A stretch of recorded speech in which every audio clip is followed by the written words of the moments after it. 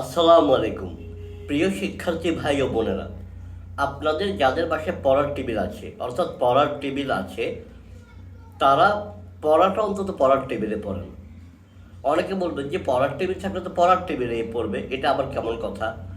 আমি অনেকজনকে দেখেছি যাদের বাসায় পড়ার টেবিল থাকার পরেও তারা খাটে বসে বসে পড়ে, খাটে বসে শুয়ে পড়ালেখা করে, কিন্তু পড়ার টেবিলে পড়ে না। এটা খুবই খারাপ একটা অভ্যাস।